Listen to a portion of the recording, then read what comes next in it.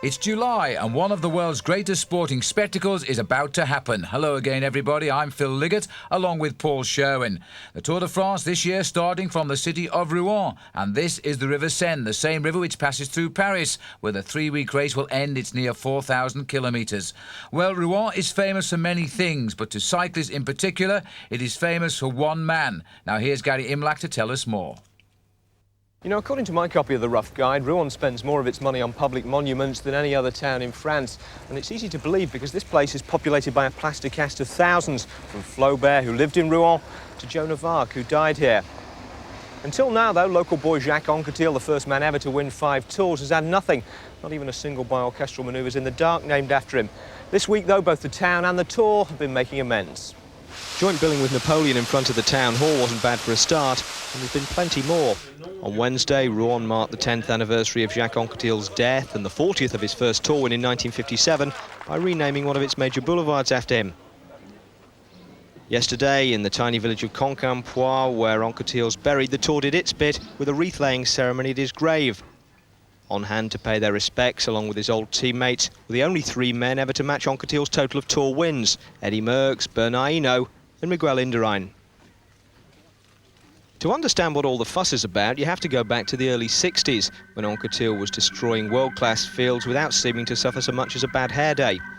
His chosen weapon was the time trial, and his chief victim was usually his great rival, Raymond Poulidor.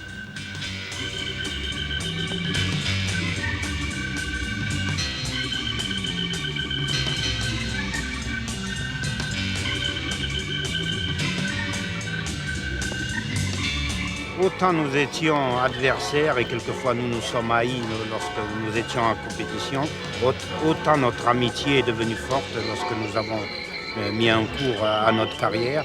In cycling, though, even champions are supposed to suffer.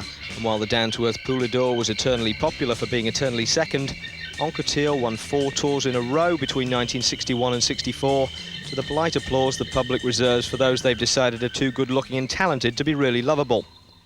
It wasn't until he died of cancer in 1987 at the age of 53 that many people in French cycling realised what a champion they'd lost, and perhaps not until this week that they got around to formally acknowledging it.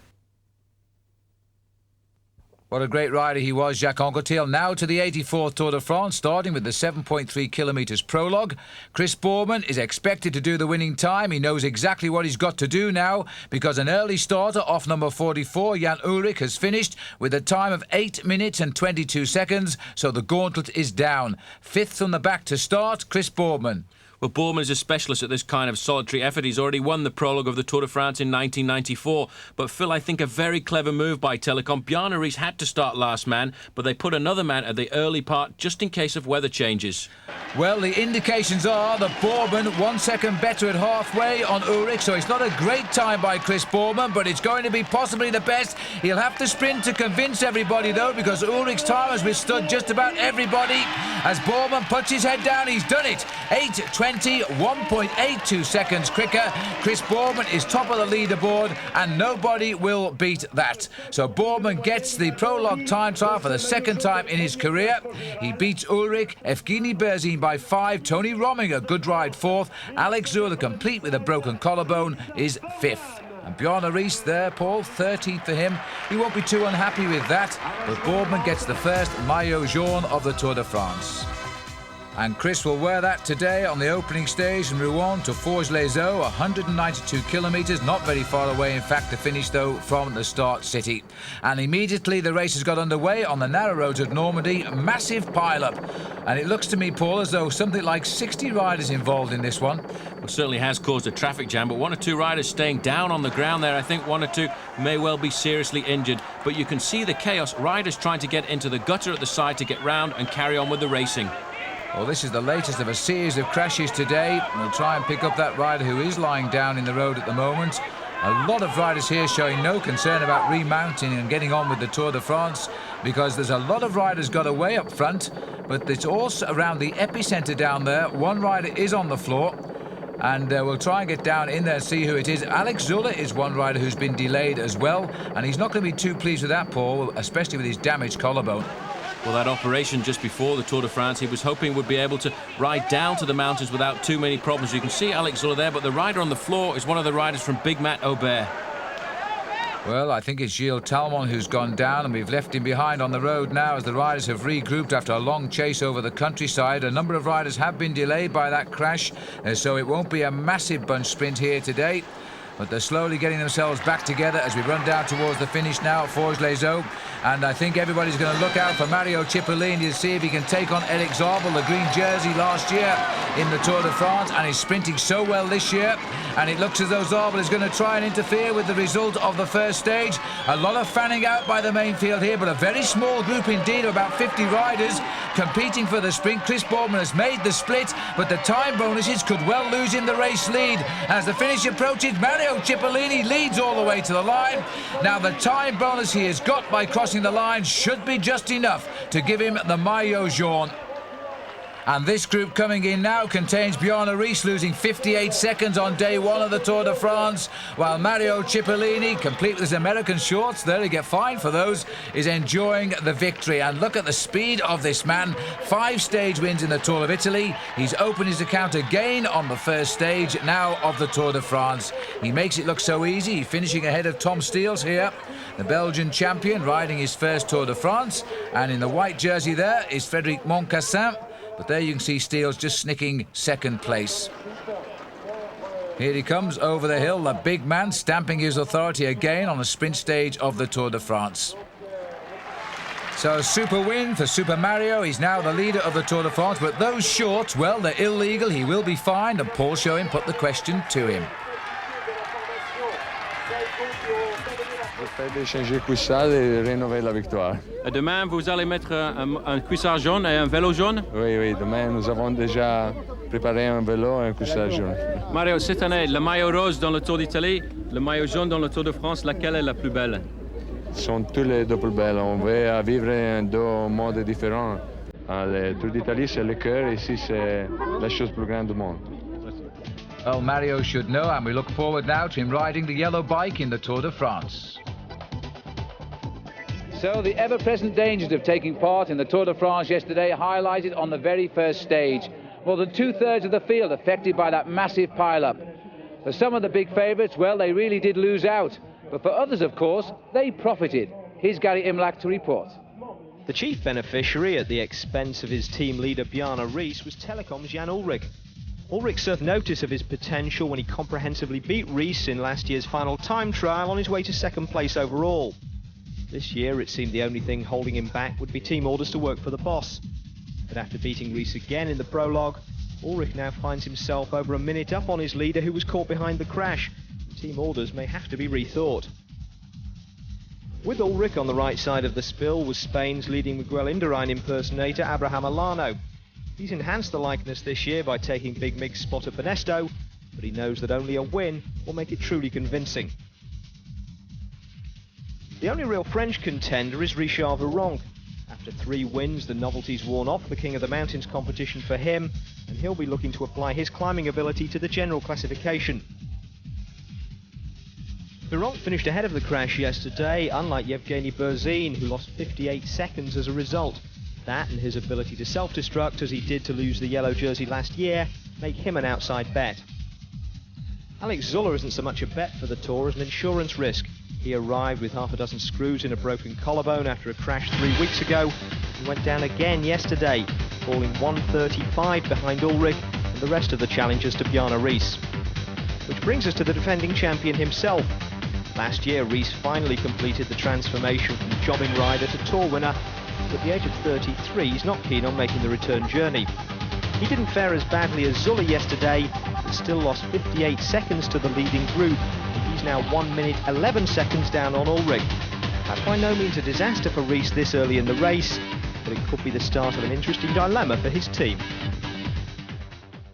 And this is where the leading contenders stand at the moment. Jan Ullrich currently third, 12 seconds off the pace, and Alano up there in fifth. He's 20 seconds down. So on to stage 2 now. The race are passing away from Normandy into Brittany. 262 kilometres. It's a long, long way today, Paul. Well, Mario Cipollini resplendent in his yellow jersey, yellow shorts and the yellow bicycle, and he's got one little dream in the back of his mind, Phil. He'd like to win in that attire. You forgot the yellow gloves, glasses and socks. Anyway, the TVM team are trying to set this up today for Jerome Blijlevens, who usually pulls one stage win in a Tour de France. In the final kilometre now, it's been a day of attack and counter-attack, but the field has come back together. And now it looks as though TVM are trying to give Blijlevens the victory. Mario Cipollini right on the far right as we look at the picture here, and he looks to be in a bad position as he makes her way up to a finish in Via. And they're already out of the Tour today. Another rider retired, by the way. Arsenio Gonzalez of Kelme went out in the first hour with his crash injuries from yesterday. Anyway, the sprinters now trying to wind it up towards the line here. It looks to me, Paul, as though hopelessly boxed in now is Cipollini. As the field swings across towards the left of our picture, it looks as though Cipollini has got himself in an awful mess today. The man in yellow perhaps suffering a little bit from pre-race nerves. Robbie McEwen dodging about on the far left. First time Aussie in the Tour. Cipollini's got through. I can't believe he came through that gap, but he saw it and he's free as a bird. Mario Cipollini is taking the stage right on the line, and the rider who's just on his wheel was Zabel. And the other man will have to be content with third place, Jerome Blijlevens. Well, Cipollini won his first stage in the Maglie Rosa in the Tour of Italy this year. Now he's done likewise in the yellow jersey in the Tour de France. This has opened up an intriguing prospect now on stage 3 as we go from Via to Plumelec, because now Mario Cipollini could become the first man for 49 years to win 3 stages in a row. Well, the other Italian, Gino Bartoli, was the legend who did it back in 1948. And now, can Mario Cipollini do the same? The omens are there. Mario Cipollini is, of course, Italian, and like Bartoli, he's now wearing a yellow jersey.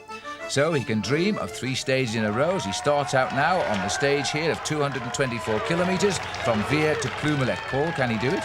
It's going to be very difficult because very few people have done it over recent years, but he is happily installed at the top of the leaderboard. Cipollini with 36 seconds over Chris Boardman, and Ullrich 38 seconds behind.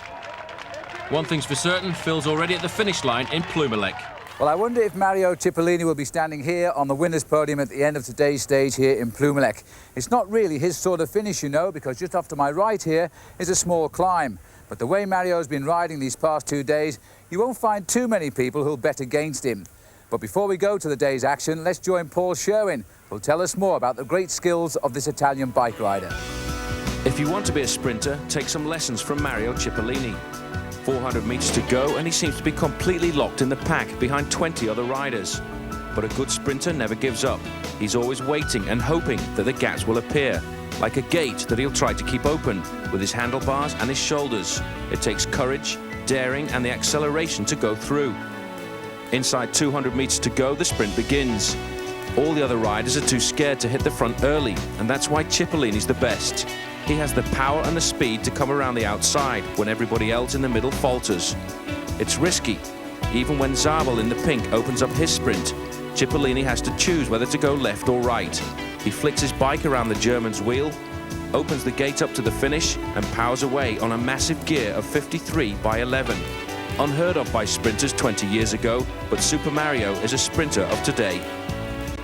Indeed he is, and here he is now at Saint-Hilaire de Arcueil at 37 kilometres. The small time bonus is very important for not just the green jersey but the yellow as well. Zabel is taking on a Cipollini, and Zabel beats him. In fact, Moncassin getting second and Cipollini only third, but he gets a 2-second time bonus. The race goes on, heading towards Plumelec. Very nasty finish to the race today in Plumelec, and the riders, I think, will be very wary towards the end. Now, Super Mario looks in good form with Tony Rominger. Well, they both live in Monaco and probably train together occasionally, but I would think Mario on the flat and Tony on the hills. Well, they're having a little laugh here, but the pace is quite high, and Rominger moves slickly into line. This is the second sprint of the day, and this is at Bezoug-le-Perouse. 93 kilometres have been covered now. And a little breakaway trying to get away, and that's Gianluca Bortolami going over ahead of Francois Simon and Danny Nelson. This break has the lead of 2 minutes and 10 seconds over the field. Let's go back now to Gary Imlach, because after all, who is Mario Cipollini when it comes to the Tour de France? He's never finished one yet. Now then, Mario Cipollini has no chance of ever equaling Hinault's record of 5 Tour de France wins. In fact, this is his 5th Tour and he's yet to finish one. But then hundreds of riders have been round during that time. And how many of them have you ever heard of?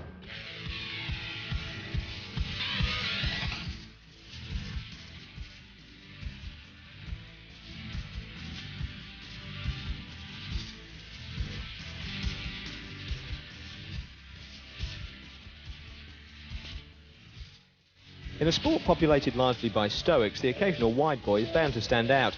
And with his cormorant wingspan, big screen grin and general Jack-the-Lad outlook, Mario Cipollini ranks fairly wide. Not many riders wear loafers on the treatment table, and no one to my knowledge has ever taken the podium before in a white suit and cowboy boots. But then Chippo's riding ability is almost eclipsed by his marketability. This advert's for cycling shoes, in case you're wondering, and at home in Italy, Mario even gets TV spots endorsing his team sponsors' coffee machines. Buona idea un caffè. In casa ci vuole secco. Not exactly evidence of a career in acting once his day job's over, but for the moment, Chippo's happy making the most of the spotlight he's got. And whether it's as the Lion King, Super Mario, or his current incarnation as colour-coordinated man about the peloton, it's all part of the marketing strategy. Nous avons préparé déjà tout avant. Je pense que c'est une mise jolie pour les maillots. C'est respect pour les maillots avec ça. Et demain, je pense que c'est le même. Pourquoi moi, j'aime beaucoup comme ça. Of course, Mario's costume changes are strictly against the rules, which of course is the whole idea. His 2 days in head-to-foot yellow, along with the stars and stripes shorts he modelled on the first stage, mean that he's now leading the race on time, points, publicity and fines. Nous avons gagné 2 étapes. Déjà, nous avons déjà pris beaucoup de primes. Alors, il a la possibilité de payer l'amende. Nobody questions Cipollini's supremacy in the sprint, but his ability to go the distance has always been suspect. His previous tours have been one-week French holidays. Turn up, win a couple of flat stages, then get a note from the team doctor once the going gets diagonal. But this year, Chippo's in possibly the best form of his life. He won a record 5 stages in the Giro, including the final one, and fancies doing the same here. C'est un rêve de la vie de le sprinter, gagner à Paris avec le maillot vert, France le maillot vert. Je pense que cette année, j'avais une bonne possibilité, pourquoi mon condition, c'est très bon dans ce moment. J'avais fait un bon tour d'Italie et c'est un bon travail pour aller faire un Tour de France. Pour moi, c'est parti très très bien dans ce moment. J'espère de continuer à Paris. Mario's insistence on being fully accessorised has turned the Psycho team bus into an extension of his private wardrobe. This is the Stars and Stripes bike he was riding to start the race. Here's the yellow one he's on at the moment. And this is the green frame that will form the basis of his colour palette once he slips out of the race leading into the points jersey. Now, I've asked the mechanics and they say they haven't been asked for anything in a polka dot yet. But then again, by the time the race hits the Pyrenees, Mario's more likely to be wearing a pained expression. Back to the race. Well, Gary, I think he's got one now as we approach the finish here. There's a nasty little climb up to Plumelec. It's Laurent Fignon, the King of the Mountains, leading. Jalabert is there. Rees is here. But also not here now is Tony Rominger, and I believe he's retired from the race following the crash a few kilometres ago. Frank van den Broek launching the attack now. He's got Zabel on his wheel right at the back. I'm afraid he's Cipollini. He's not in the hunt for 3 in a row. Zabel has come over the top of a struggling van den Broek. He gets the stage, and Bjarne Rees has got 3rd. He'd be delighted with that. Rees getting himself back into this race. This is how it happened. Erik Zabel, realising that Van den Broek had misjudged the length of this hill, come easily over the top of him and gets the stage win, his first of this year's tour. Paul Sherwin is with him, and I bet he's happy. Erik, one day after your birthday, it's almost as good as winning yesterday. Yeah, that's true. Yesterday I was second, and for 2 years I win on my birthday. And okay, with 27 years old, I feel I'm a little bit better. Well, he's almost on his pension, isn't he? But this is a sad sight, Paul. This is Tony Rominger, who crashed out just before the finish at Plumelec, confirmed a broken collarbone, and at 36 years of age, I think he's ridden his last Tour de France. We're all very sad about that. The Tour, of course, goes on, and Mario Cipollini leading Zabel now by 14 seconds. Chris Boardman still up there in 3rd place and waiting for his first test in the mountains. They're still a little way away. Now we're on to stage number 4. This is 223 kilometres, and it is a nice little route, this, as we start to plunge south now to Le Puy de Fou. Well, that's where the Tour de France started a couple of years ago, and the riders again on very narrow roads, and once again lots of crashes as they go over the climb here of the Pont de Saint-Lazare, the biggest difficulty of the day. And coming off the bridge here now, the crosswinds have picked up the race, and again a news reaching us of a little bit of a problem. We believe that Fabiano Fontanelli has hit a woman spectator and is down on the ground, but the race itself now beginning to attack for the first time here. Those crosswinds have disturbed the rhythm of the peloton and the strongmen, and Ullrich again has gone to the front. He's riding so strongly at the moment. He's trying to set the sprint up for Erik Zabel. Really amazing to see this man all of the time when he needs to. He comes comes to the front, working like a Trojan for his teammate, and also up there in second position is Bjarne Riis. So Telekom trying to be all dominating in the first week of the Tour. Well, they're setting themselves a tough tour, you know, because they're trying to nurse the green jersey for Zabel and the yellow jersey for Riis, or is it Ullrich? Because that is still very much unclear. Anyway, Ullrich is proving the way to keep out of all these crashes this week is to get near the front and stay out of trouble, and so far he hasn't made any mistakes here now, as the team are trying to line up Zabel again for the sprint, and Nicola Minali is nosing in on this one too. So Minali's the rider in blue, Zabel is through on the rails there, he's in the green jersey. This is going to be a very tight sprint. Cipollini trying to come through as well now. Cipollini on the barriers. He's got the wheel of Erik Zabel. And this is a rough ride too, but Zabel is going for it now. Minali is with him. Minali and Moncassin. Moncassin to the line. A very tight finish indeed, but Minali thinks he's got it. But my goodness me, that was a close one. I couldn't split it. Let's have another look at this one. There is Frédéric Moncassin searching for the stage win. Minali, the man that won a stage with Tour de France when it was in Britain a couple of years ago. He's right alongside Frédéric Moncassin, and Cipollini couldn't get through. Paul, just have a look at this. Well, that's quite remarkable. You can see the speed of Nicola Minali coming up there on the left in the blue. There was a little bit of a switch from Zabel in the green, which I think slowed down Mario Cipollini in the yellow.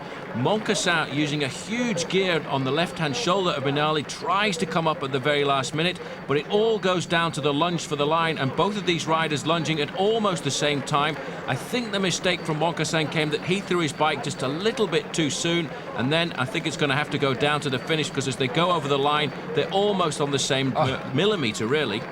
Unbelievable. Well, Minali instinctively has thrown his hand up. He's claiming the victory, but this is going to go down, I think, as one of the closest finishes on the stage of the Tour de France. The eye cannot split these two riders, and we're trying every camera angle here. But they're crossing the line almost together, but the sense of Minali to throw his hand up, I think he might get it. Look at this. Well, you know, from this angle, to me it looks like Moncassin, but the judges are giving it to Nicola Minali, and they're saying the official distance is 4 millimetres. And I think they're right. I think the rider on the far side has won the stage. Well, there we are, Nicola Minali, a stage winner by the narrowest margin I can recall, just 4 millimetres, and that's official. The overall standings after stage 4, Cipollini keeps his lead, but by now only 4 seconds ahead of Zabel. Chris Boorman is still third, and Ullrich still hovering there in fourth. On to stage number 5, we're going on an easterly route now from Chantenay down to La Châtre. And they reckon they'll be in the saddle for around 6 hours. Well, a sad day too, because an accident near the finish yesterday, and this rider, Alex Zuller, he's been on the ground almost every day this week, has decided to retire with that damaged collarbone, literally held together with nuts and bolts. Let's hope he recovers quickly, and let's hope he comes back big time for the Tour of Spain. The race continues now to roll on out of town, and this is a good stage today. It's a new town for the start and a new town for the finish as far as the Tour de France is concerned, and still in that yellow jersey is Mario Cipollini. And the man who's made the early move is Cédric Vasseur. He's making a long shot.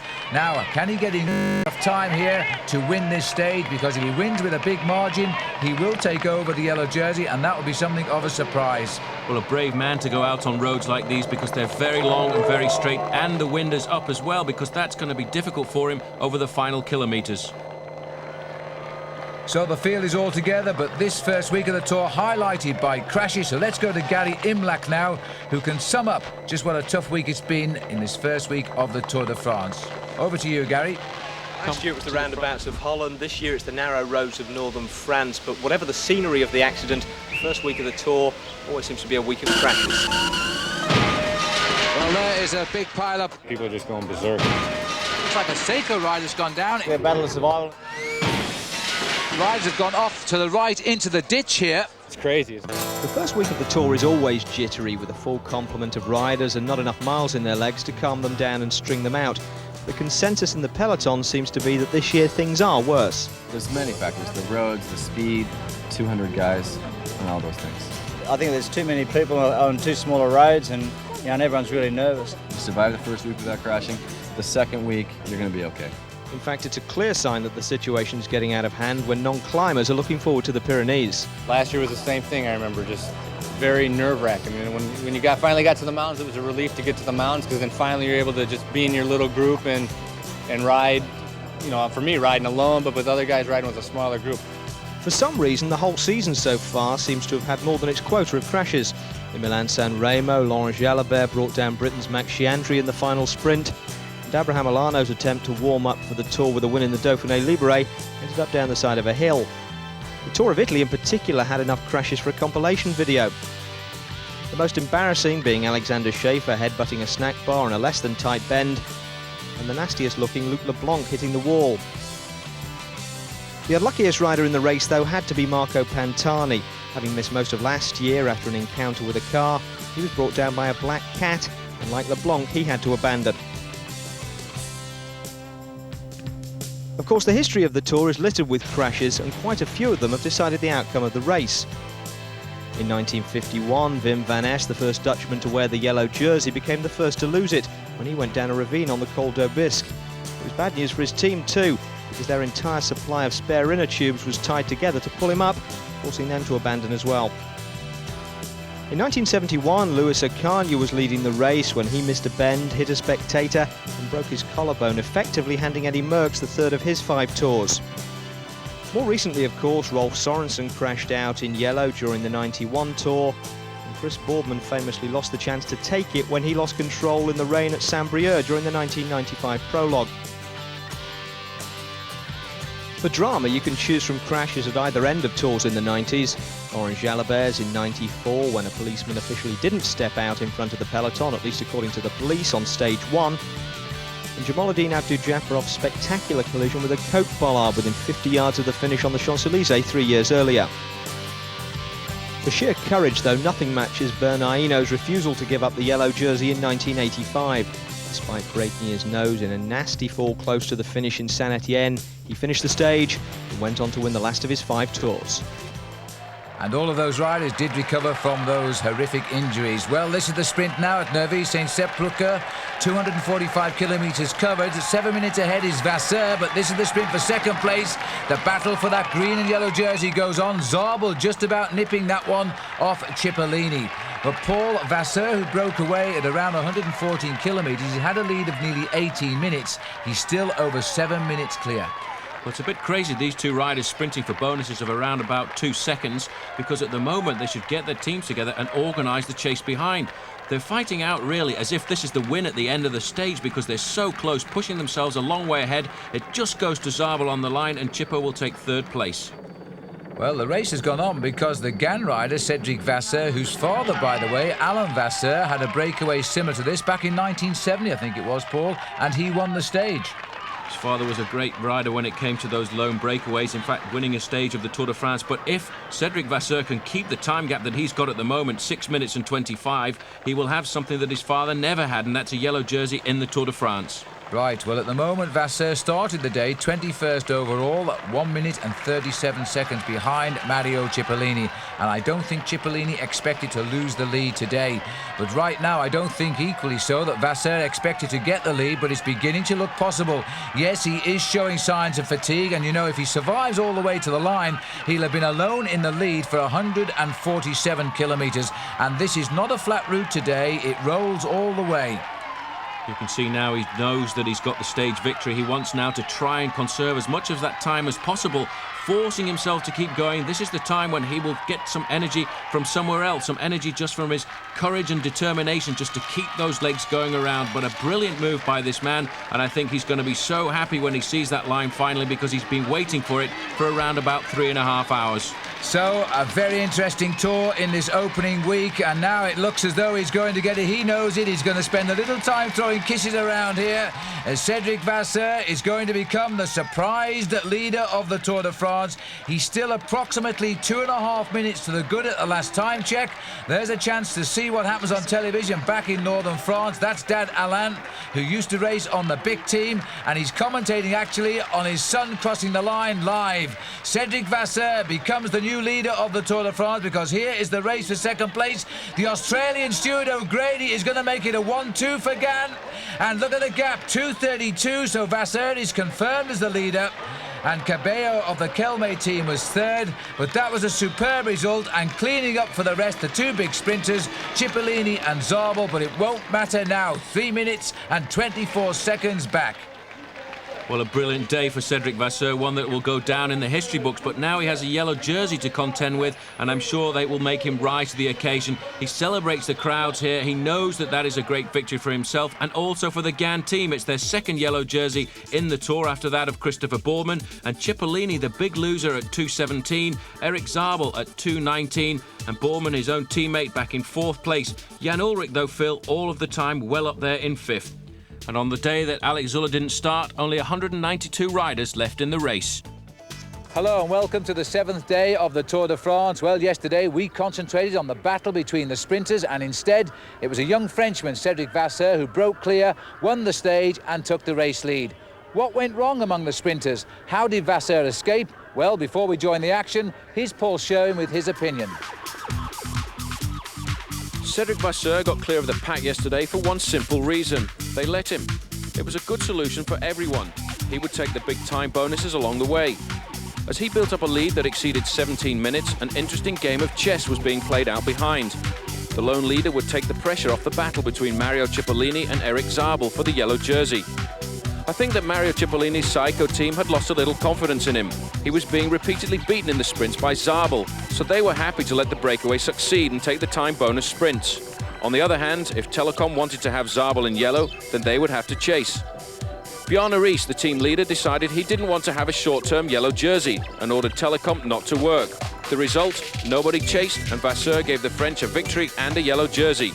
The big losers on the day, Mario Cipollini and Erik Zabel. No more yellow dreams for them. And for the moment, not for Bjarne Riis, last year's Tour winner either. He's still looking for 3 minutes and 59 seconds, although I don't think, Paul, he'll be too concerned about the whereabouts of Cedric Vasseur. He might be a little bit more concerned about the place of Jan Ullrich, 5th overall at the moment, 2:56 down on the Frenchman, and probably his most serious contender. Ullrich wearing the Championship of Germany, the jersey he won just before this Tour started. Here's Abraham Olano, another one of the pre-race favourites. Hasn't shown a lot yet. Waiting for the mountains, I think. He's just over 3 minutes off the pace. The field now heading down to the beautiful west coast of France, heading to Marennes. 217 kilometres today. The winds are blowing again, Paul, and they have caused one or two problems. Here's Eros Polly setting the pace. But a big change in the tactics of the race, because now it's the GAN team in the white jerseys who have to do all of the work at the front. Two-pronged attack for them, really, because they want to keep the yellow jersey on the shoulders of Cedric Vasseur, and if it does come down to a sprint at the finish, then there's a chance for Frédéric Moncassin to take the stage. Well, even I could have kept up with the first 2 hours of the pace today. 30 kilometres an hour, Paul. That's around about 19 miles an hour. So I think they switched off a little bit now because the sprinters have lost their grip on this Tour. And now other riders are going to think how they can plan. And what a list now. Here is yet another crash on the road. Riders have gone into the ditch left and right of the road and completely come to a stop. Well, Phil, I've never seen so many crashes in the Tour de France, and I'm sure it's the fact that riders are taking risks to ride in the first 20 or 30 positions, and all of the time people going down. In fact, Cipollini's one of the men involved. Mario Cipollini, now in red, is down as well and not looking too contented at all now. So Cipollini caught this time, and a lot of riders taking a little while to get away here. At least Cipollini's got a couple of teammates back there. Well, one of them's Massimiliano Lelli and the other one's Paolo Fornaciari. They're going to wait for Cipollini and try and get him back into the main field. Lelli, by the way, the winner recently of the US Pro Championships in Philadelphia. I won't be too happy with the speed. Cipollini's getting himself ready for departure here because it's going to be a tough chase down now, but he's away. There's the long empty road ahead. A lot of team cars have already gone forward here. Cipollini, to me, Paul, looks as though he's not too happy with the way he's riding. He looks in a little bit of pain. He doesn't look fluid. He hasn't got himself going quickly, and they'll have a hard time getting back into the main field because the main field riding this quickly doesn't wait for anyone.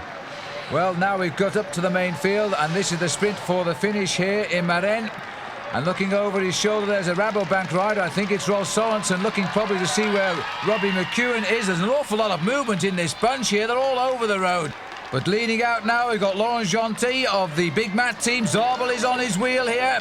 Abdou Japarov is trying to get on terms. Cipollini's got back to this group, but he's not in the hunt really. He's over to the left at the moment. Abdou Japarov going forward now, and it looks as though it's going to be Erik Zabel who'll get it. And I think Tom Steels has just hurled his water bottle at somebody in the centre of the pack. But as they come clear to the line, Zabel gets the victory. Second will be Jerome Blijlevens, I think, and Abdou Japarov third. Let's have a look at the order over the line again.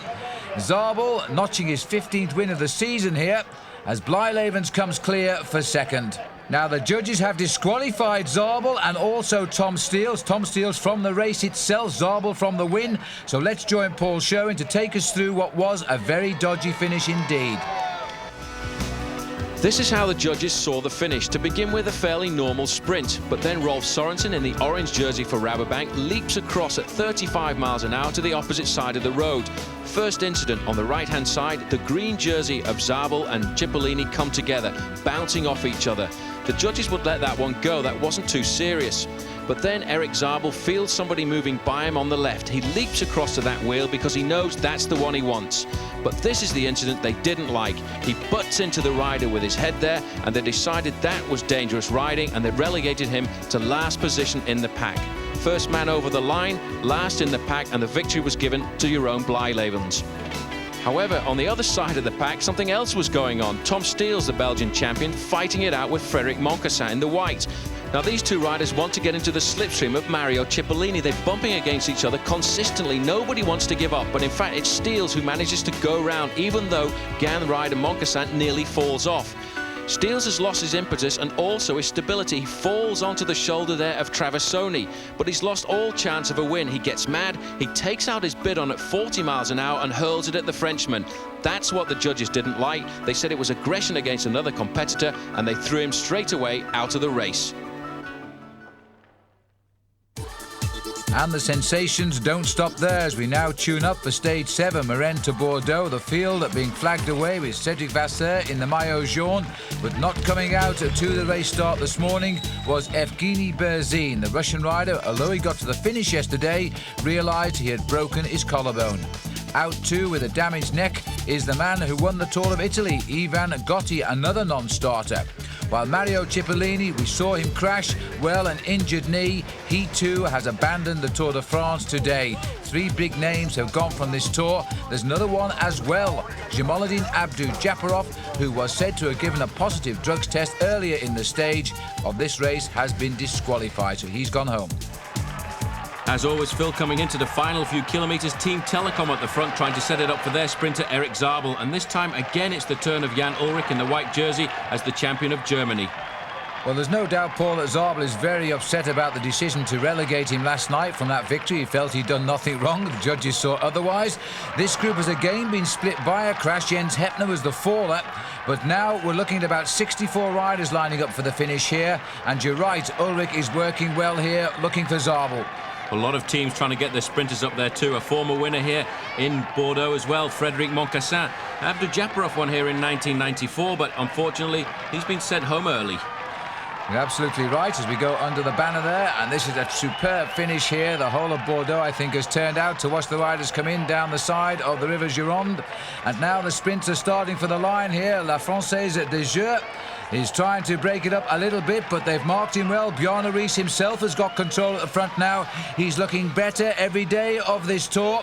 As Riis is thinking of Zabel, there he is, lying 4 men down the line. Easy to pick out in that green jersey. Zabel wants this for very special reasons now. He's not worried about anything else. The win he wants to make sure the judges get it right. Well, the team have put him in a great position. There's Frankie Andreu trying to get a place for himself for the coffee in his team as well. But Zabel's right in the slipstream, but it looks now as if he's been boxed in. He's in second. So Zabel in second, but he's got a lovely smooth lead out for the line. Look at his face now as Zabel kicks with all his weight there. Moncassin long way back. Blijlevens is behind too. This isn't going to be, that's Kersipou trying to challenge Jan Kersipou, but Zabel gets revenge. He gets the victory in Bordeaux, as in fact he did back in 1995. But this one was rather special for him. So Erik Zabel gets the victory as we see it here. Jan Kersipou makes an appearance at last, the sprinter on the Casino team. And Jeroen Blijlevens, again, not quite having the strength necessary to get the kick that turns third place into a win. And Robbie McEwen, he's the Australian rider in his first tour. He crosses the line in 4th place. But that was the important one today for him. Erik Zabel getting the win he wanted. This is the overall situation after 7 stages in the prologue. Cedric Vasseur leads by 1 minute and 49 seconds. Erik Zabel, he keeps nibbling off with the time bonuses. Chris Boorman up there in 3rd place. On to stage 8 now, Sauternes to Pau, the gateway to the Pyrenees, at just 100 miles, 161.5 kilometres, 186 riders are left in. Certainly through some of the most beautiful wine country of the world, the French Bordeaux region, and this area they're leaving from, Sauternes, makes a very clear, white, sweet wine. If you've got a chance to take some dessert, well, I think you should try it. That's allowed, but some things aren't. The current drug of choice in cycling is EPO. In simple terms, EPO is a drug that mimics the effects of altitude training by raising the number of red cells in the blood. And there's the problem, because medically it's impossible to tell the difference between a cyclist who's been up a mountain and one who's been down the chemist. So although dope tests carried out daily at the stage finish are fine for detecting the usual scientific suspects, they're no good for EPO. And here's where things get interesting, because the riders themselves were so concerned about EPO that they gave their support to a creative compromise. This season, in addition to drug testing, cycling's ruling body, the UCI, has also introduced what it calls health testing. And any rider with a red blood cell count over 50% is prevented from competing for his own welfare. Not banned, just sent away until his blood is back to what the UCI considers normal and healthy. They take a little blood sample and they measure it, and if you're over 50, then you have 2 weeks to lower it again. So I think it's a good measure. All the riders are together in the fact that they want this to be a healthy sport, and they want, they know that they have lives after cycling. So everybody wants to make sure that we're healthy professionals. So far this season, 10 riders have been sent home for the good of their health, including former King of the Mountains Claudio Chiappucci. In the first week of the Tour, though, 4 teams have been tested, all below the limit. But the system isn't without its critics. Some riders think the ceiling has been set too low, particularly for riders like Colombia's Chepi Gonzalez, who live at altitude. No solamente nosotros, sino habrá muchos más que manejarán pues niveles altos de hematocrito, ¿no? Entonces la UCI tendrá que hacer un estudio muy concreto a los corredores colombianos. But 50 is low, but for people who are living on sea level, I think there are little problems. And in my career, I've seen no rider with a level of over 50 during competition. The other criticism is that with this new blame-free approach, the UCI is ducking the moral issue by not even trying to distinguish between the dopers and the naturally high. Not to make light of the whole issue, but there is a controlled substance on public sale at the stage start every morning. 4 strong cups of coffee will put you over the UCI limit, although as with all drugs, there are well-documented side effects. And now back to the action here, and the riders concentrating on the finish in Pau after that 100 miles. And so far, the race has been pretty nippy. The first hour they covered, Paul, nearly 49 kilometres today. And despite several attempts at breakaways, it's all come back together for the final sprint. And again, Phil, it's Jan Ullrich on the front with 1 kilometre remaining, trying to set it up for Erik Zabel one more time. Well, this is the last day before the mountains begin, and after that we're going to find this, I think, to be one of the hardest tours in modern times. So this is the last day for the sprinters, and they fought hard to keep this race together. Zabel has got 2 wins under his belt. He's right in the hunt again, and once more, Jan Ullrich, he seems to be a tower of strength this year, swinging off as Bjarne Riis takes them around the corner. It's amazing to see the amount of work that Bjarne Riis has done in this first week of the Tour de France, because tomorrow he's going to have to turn around and reinstall himself as the leader of the pack. Absolutely right, but now they're thinking only of the sprint of 400 metres to go, and the Telekom boys are again catapulting Erik Zabel towards the line, but watch out because Nicola Minali is mixing in, and again Jerome Blijleven still looking for a real win because he's only got 1 by disqualification. But now Zabel goes for the line, and doesn't seem anybody to stop him now. As Minali comes, Moncassin in the white and Blijleven, but they're not going to get on terms. Erik Zabel, that is a win number 16 this season for him. He's equalled Mario Cipollini as the 2 top winners so far of 1997, and that was a clean sprint for sure. Well, there was over 130 riders in this sprint. There's still a few off the back today, some 50 left behind, but there's how he does it. Kicks very strongly past his teammate here. Minali a little bit slow out of the blocks, I think, but then he came at him quite well. Moncassin also left far too far down the field, having to come over the top of Jerome Blijleven's, and I'm not too sure he actually will get over the top of Blijleven's. He won't. So for the second day in succession, Blijleven's takes 3rd place, and equally so, the win going to Erik Zabel. He'll tell you he's had 4 wins in the Tour this year, but of course officially it's only 3. Close, but not quite as close as when Manali got the verdict by 4 millimetres over Moncassin, but still, it's a good job we have photo finish equipment on the Tour de France these years. Quite remarkable to see the power of this man, Erik Zabel. Once he sees the finishing line, he just opens it up, and I think he owes a very big thank you to Giovanni Lombardi, who they brought across to the team this year. He certainly has been able to set him up perfectly. Learned a lot of his skill on the track scene because he is Olympic champion at the points race, but really quite remarkable the way Erik Zabel seems to time it just right. Well, that's the ability of being a perfect sprinter, of course, and Zabel now 16 wins this season, beating Manali, Blijlevens, Moncassin and Laurie Oos of the Casino team, getting up there in 5th place in what is his first Tour de France. So, after 9 days of cycling and no bigger hill than a 4th category, we are now about to cross into the giants of the Pyrenees, the bridge between France and Spain. The mountains are with us, the big names must fight. And it's a beautiful day here at the finish at Ludanviel, but you know the weather here in the Pyrenees can change very quickly. However, we do expect Bjarne Riis to put in his challenge. At this stage last year, Riis was already the leader, and ahead of him in Denmark was the biggest welcome any sportsman had ever been given. Cycling has since become Denmark's #1 sport, and thanks to Bjarne Riis, most of Denmark will be watching television today. You know, he's naturally a quiet man, and when Paul Sherwin spoke to him, he certainly wasn't giving much away about his plans or that of the team. It's pretty normal. Are you happy with the way the team is? They are the best team in the Tour for the moment.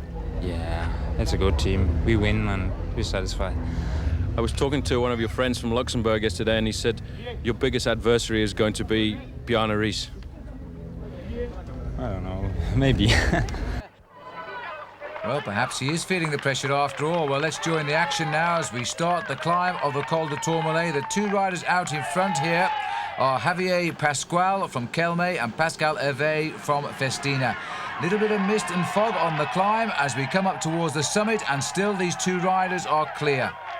Well, I think Pascal Hervé is trying to set the race up for his own teammate Richard Virenque, because these riders from Festina have always been aggressive in the mountains, and Richard Virenque has always been very successful in the Pyrenees. Well, Hervé, a good rider in his own right, but look at the conditions here now as they do come up over the top. It's Pascual who goes over first. Hervé sits up there getting himself ready for the descent. Here comes Richard Virenque, and he's actually climbing in a small group of riders here, including his teammate Laurent Dufaux.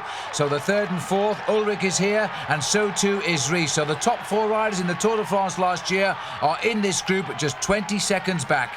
And Richard Virenque looking very comfortable, I'm sure, thinking about a victory later in the day. But one man thinking about survival is the yellow jersey, Cédric Vasseur, suffering on every climb of the day so far, Phil, but always fighting his way back. The courage, I think, of the yellow jersey pushing him along. Well, he was in trouble on the Col de Soulor as well, but he got back to the group, and he's not too far away from them as he continues to climb up the Tourmalet. Not out of the race, but out of the hunt for the yellow jersey now, Chris Boardman, who was 3rd this morning. He's crashed on the descent of the Col de Soulor, and he's actually in the autobus now with all the sprinters, so he's going to lose big time today. But Cédric Vasseur has to take a lot of risks to try and pull himself back into the lead and keep the yellow jersey. But one man missing from this year's Tour de France is Lance Armstrong, and he decided to come and see the race in the Pyrenees. So let's catch up with his news. Lance, in case you didn't know, was diagnosed with cancer last October, shortly after signing for the French Cofidis team. And although the cancer is now thankfully in remission, he hasn't yet been able to return to competition.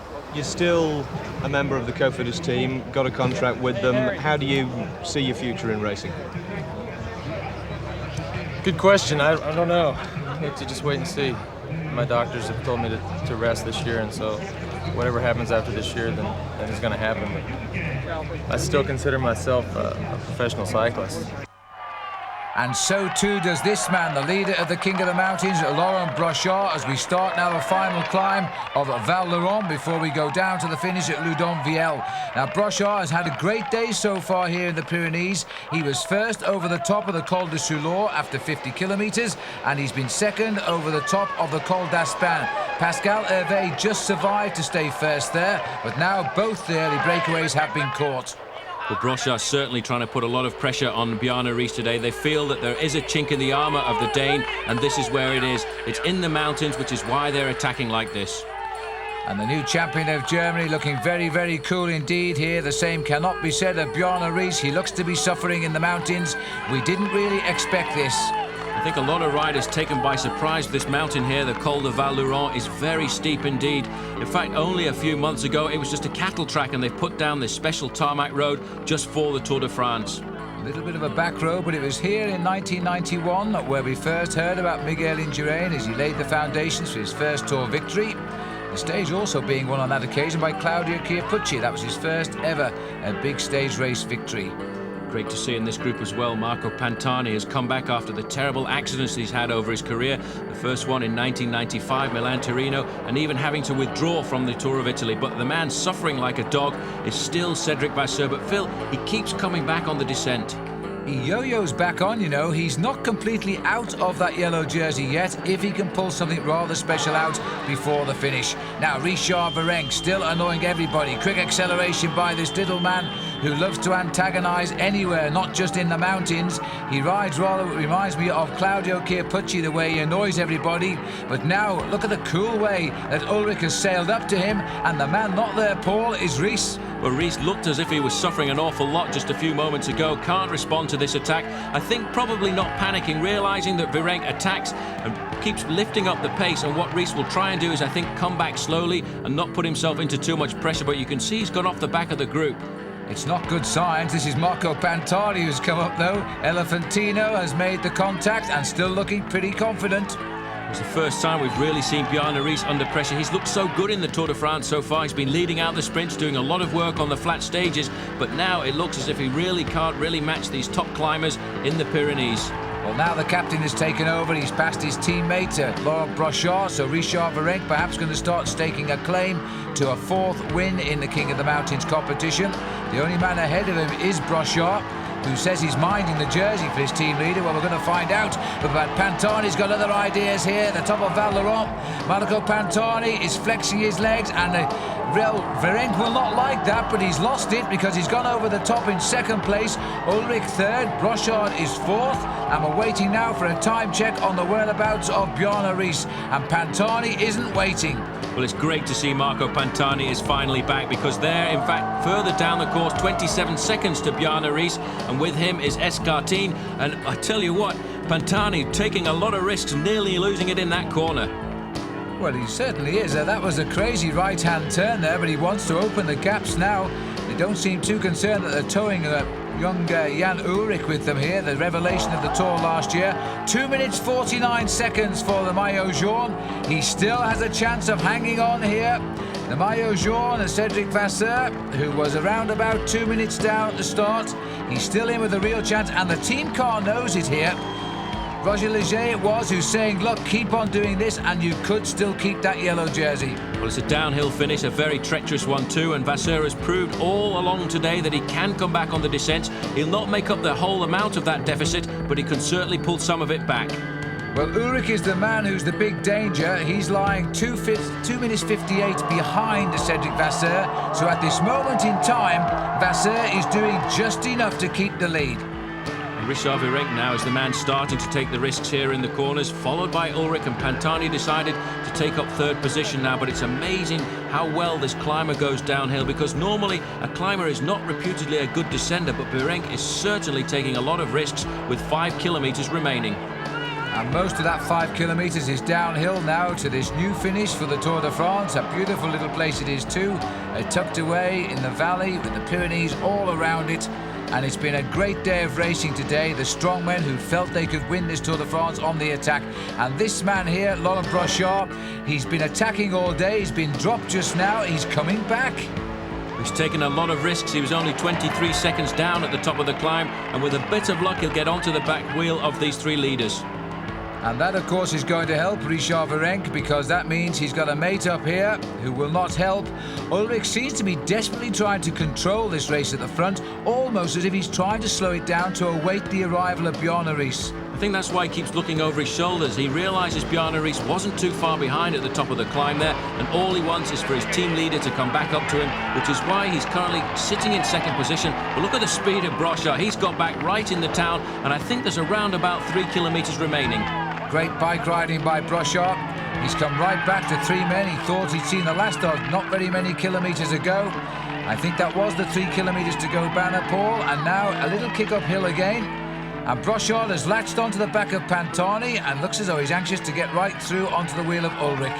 Well, I think he wants to go to the front and work a little bit with Virenque because he realises this is a chance for Richard Virenque to open up some time gaps over Bjarne Riis, and now Brochard is moving forward. Moving forward, and is he going to go for it? He's come right over the top of Ullrich. Now, in fact, Virenque is in second wheel here. He's trying to back off the other two and give Brochard a chance. Well, that's a great move by them, because if it does go down to this group going to the finish, I'd give all the chances to Jan Ullrich. He's certainly the fastest man here and not too far behind Bjarne Riis. He's coming up with another Festina rider on his wheel. That's Laurent Dufault, and a little bit of help from the man in green, Fernando Escartin. Well, I still got him pegged at around 35 seconds, so he may have lost a few seconds on the way down because Pantani and co did take 1 or 2 risks on that descent, but look at the gap now, and you know they're going to allow him to go.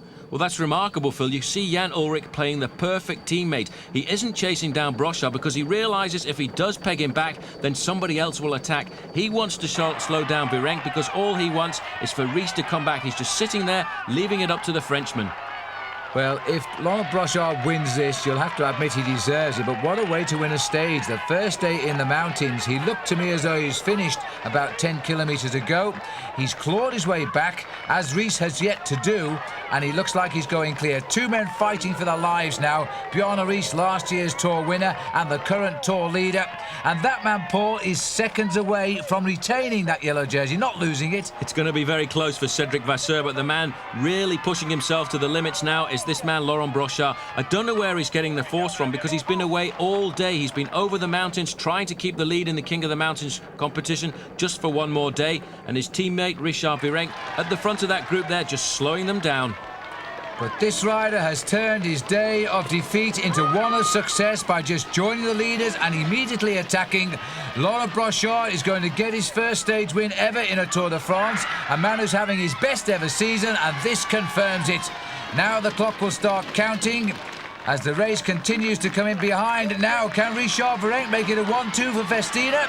It's certainly been their day, their first day in the Pyrenees, and Pantani's going to have a go at Virenque, but still, Jan Ullrich doesn't want to play. Second, though, for Virenque, third Pantani, and fourth Ullrich. Here comes Riis. His loss is 41 seconds on the leader today. So he's lost a bit of time. Abraham Olano is in this group as well. He's also conceding more than a minute, but it's the yellow jersey now. If he finishes inside 3 minutes and 10 seconds, he will keep the yellow jersey. It is going to be very close to Cedric Vasseur as Pascal Lino leads him towards the line, but he's done it, and he deservedly has kept that yellow jersey. What a great show of defiance. 2:57 down. And confirmation of the win for Laurent Brochard ahead of his own teammate Richard Virenque by 14 seconds. But Marco Pantani, well, he's back in third.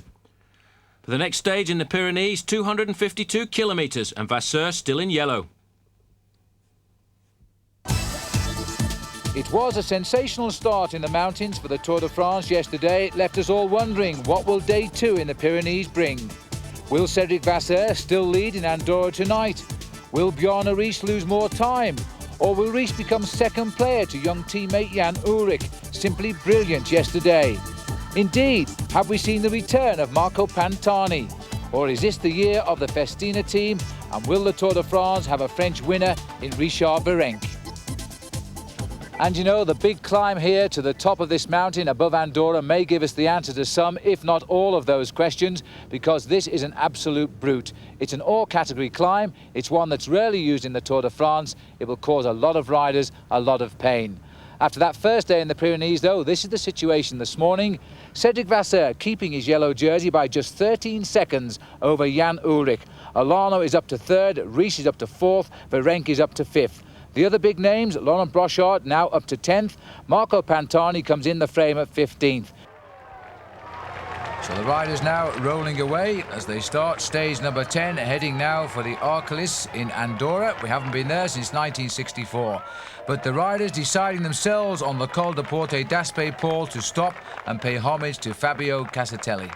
Well, that's why they rode so slowly over the first few kilometers, and Fabio Casatelli's father and mother came down for this occasion as well, as did his wife Annalisa. Casatelli dying in the race on the descent of the Porte d'Aspet in 1995. In fact, the riders climbing up the way the race had gone down in that fateful year. Well, in fact, Casatelli's father, riding all the way from Lake Como, took him something like 3 days, Paul, and right now the race has started again, and not too much interest in getting on with the action either. Well, not until they reach the Port d'Envillara, just on the outskirts of Andorra, a 36-kilometre climb, and once again, Phil, it's the Festina squad trying to put the pressure on Bjarne Riis. Well, this is an amazing mountain. It's on big, wide roads, and it climbs so high. But again, Bjarne Riis is still in a little bit of trouble here, Paul, as we head up towards the Spanish frontiers, or rather the Andorran frontiers, the little republic, which is sandwiched between Spain and France. And Riis is coming back to the lead group, but he's not riding like his old self, is he? Well, this is the second time he's been dropped there. He waited for the riders to group together at the front, slow down, and then he used all of his power to come back up. But over the last 2 days, he really has shown that he is weak in the mountains, which is why we're always seeing the blue and white jerseys of Festina at the front, putting the pressure on, attacking him when they can. Here's Jan Ullrich. He's fallen back for a word with everybody because he certainly is not in any trouble. He's been down to his team car. He just pedals back up to this lead group as if they're out on a Sunday touring run. But nice to see there, number 67, Kevin Livingstone, riding with the big riders of the Tour de France. A great climber, Kevin, riding his first Tour de France. And I wonder what he's thinking at the moment, looking at all these stars. I hope he's not too starstruck because he's on one of the big climbs of this year's Tour. It's a very good road surface. It keeps on going. We've climbed through the gate already. We're now officially in Andorra. It's a beautiful little principality as the riders continue now very tightly packed. Laurent Dufaux, Jan Ullrich, Richard Virenque off to the right. We've got Casagrande in that red jersey. This is a good group now, and these probably, Paul, are going to be the men who will take this Tour right into the Alps as well. Well, certainly just on the back there in the orange jersey, Peter Luttenberger, another very good climber. Casagrande on the right there in the red jersey for Seiko. A revelation, I think, in this year's Tour de France. The Italian said he would be good, and he is confirming that he is. Now, Virenque is trying to go for the King of the Mountains here, gathering enough points, and he gets easily over the top with hardly an effort from the rest. Dufaux was second, Casagrande went over there in third place, but the rest were right on his wheel. Now it's a long, fast descent right down towards Andorra itself, but just before we get into the city, we swing right, and we've got 2 more climbs before the finish line. Very difficult ones too, the Col d'Ordino, and then the final ascent up to the ski resort of Arcalis. Tortuous descent just down the top of the Envilliere. 10 kilometres to go here now, and we've got the yellow jersey again in trouble, but he keeps on coming back. But I'm not so sure there's much more fight left in Cedric Vasseur. He survived by those 13 seconds, lucky for some yesterday, but now I think the second day in the Pyrenees has told their story. 10 kilometres to go, and more riders here on the course too. This is Fincato. He's just off the front, actually, Paul. He's coming back from the front group here. He was in a leading group of riders of 4 or 5 who managed to get away on the descent there. And Cedric Vasseur himself trying to recuperate, trying to get back into the frame. But at the bottom of the climb of Arcalis, the control is all being made by the man in the white jersey, Jan Ullrich. Well, he's constantly looked out for Bjarne Riis, and he still appears to be looking for him now. He's just started the last climb up to the finish. It's still a fair climb, and just as Cedric Vasseur has gone clear, in fact, what happened, Vasseur just got around them, but now that's Fincato behind, and they are just in front of Jan Ullrich, and Ullrich looks to me as though he can contain his enthusiasm no longer. Because Virenque is getting on terms, and he needs to, because Ullrich now is waiting for no one. He seems to have decided that Bjarne Riis has to be cut adrift. Well, I think he got so fed up with the attacks that came coming from Virenque and from Dufaux, he realised the best way to defend the lead is in fact to attack. So he's gone out there, he's blown by Cedric Vasseur in the yellow jersey, and now he's on his own with just one man in front. That's Jean-Philippe Daujois from the Mutual Seine-et-Marne. Well, there's Fincato. He's going backwards, and here comes the little man with the big heart. Marco Pantani has realised it's time to try and get on terms. He's come right up to Richard Virenque on this final climb. The Danish flag on the right is looking a little bit tarnished right now because Riis is again in difficulty. Well, Riis certainly cannot respond to any of these attacks. In fact, the attack originated at the bottom of the climb by Richard Virenque, currently in second position. But then all of a sudden, the man with the white jersey of the champion of Germany just accelerated separated and went away on his own. And now the last man in front of him, Jean-Philippe Daujois, and very soon I think he too will be history. Well, he took the race to the rest, but I'm afraid he's paid the price. He took a good look across at Jan Ullrich, and if he took a good look at his face, he can see this man is not under pressure at all. Ullrich has waited as much as he could. Yesterday, he was definitely under the command of Bjarne Riis. Today, I guess he's realised that Riis hasn't quite got the legs of 1996. This young man could be racing to the yellow jersey now, and he's got to defend that for an awful long time if he wants to win the Tour de France.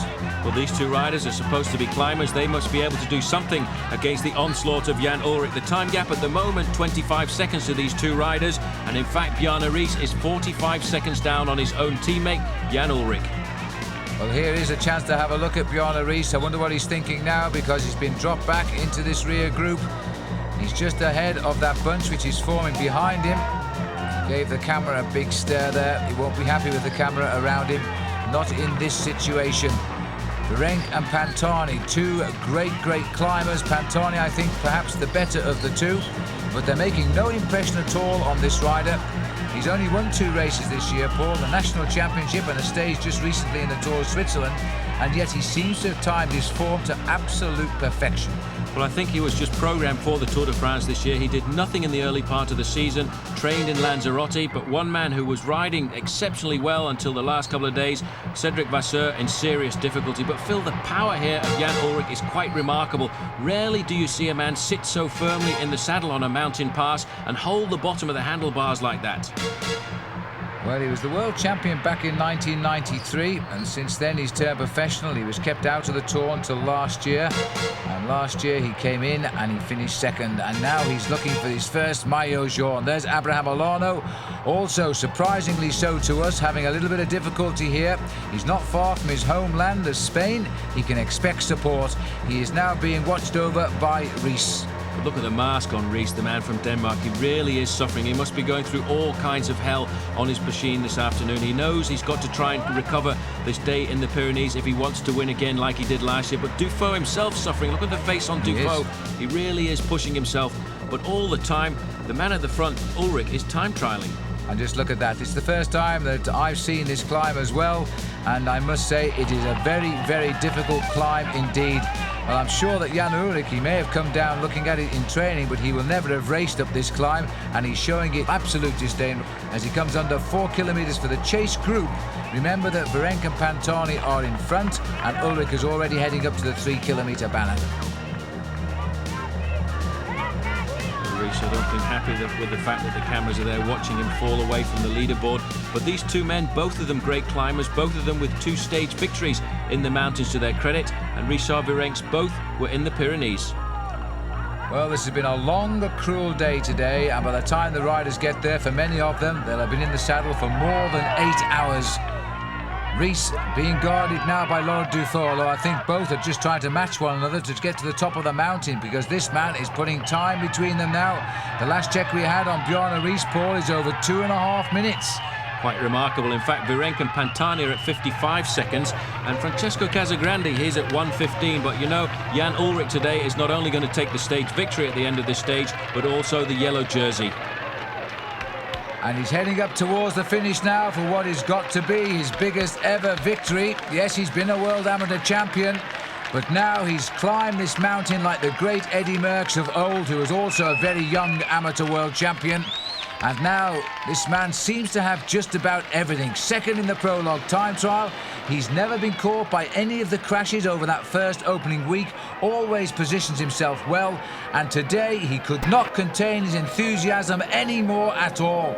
He has gone for it, and he has opened up the gaps. Well, he's no longer a teammate. Now he will be the leader of Team Telekom. And at the end of this little straight here, Phil, he's going to be the first German to wear the yellow jersey since Klaus-Peter Thaler did in 1978. And with all respect to Klaus-Peter, who is a really nice guy, he was never a potential winner of the Tour de France, but I think this man is. As he comes up towards the line, he's still sprinting for time, victory and yellow all at the same moment. And he comes up to the end of 252 kilometres. There's the clock. It is almost 8 hours. 7 hours and 46 minutes by the time he gets to the line.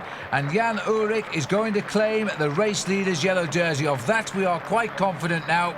This has been a superb show by the champion of Germany, who now becomes the German leader of the Tour de France. Pantani racing up the mountain. Can he take second? He was beaten by Virenque last time he tried it yesterday at the mountain top finish. But this time, maybe it'll be different. He's coming up towards the line. Virenque's not even going to attempt it. And the gap about 1 minute and 8 seconds. Further down, though, look at the gaps opening here. Bjarne Riis has dropped to Laurent Dufault. In fact, Dufault looks to me as though he's coming back, but not quick enough. 3:22. So there's stage 10 result. It takes some reading this. 1 minute and 8 to Pantani. These are huge time gaps of the quality of the great Jacques Anquetil. And the overall standings now, this is a big gap. Virenque's second, but at 2:38 behind. Further down the list, men we used to talk about, like Laurent Jalabert, 24 minutes back. And so, the man in the maillot jaune is the leader of the Tour now. And for him, it's been one of the greatest moments of his life. Let's join Paul Sherwin now, who's with him. Jan, it was an absolutely fantastic day for you today. Yes, I'm very, very happy. I win this stage. This is a hard Pyrenees stage, and yeah, I'm very happy. I have the yellow jersey, and I'm sure he is. And also another jersey change as we now head back into France. Richard Virenque is the new leader in the King of the Mountains. Well, here he is, the new superstar of the Tour de France, the man who is making all of the headlines in the newspapers here in Andorra this morning. Well, there's nothing new about the Telekom team being in charge at this stage of the Tour de France with 11 days to go, but there is something new in the man who is in that yellow jersey, Jan Ullrich. Now, who is the number one on the Telekom team? Is it Ullrich or is it Bjarne Riis, the defending Tour champion? Last night, the Telekom team had to make some decisions, so Gary Imlach was at their hotel.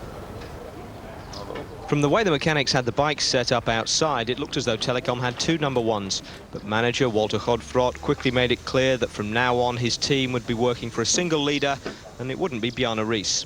Jan, il est sans discussion le plus fort du tour.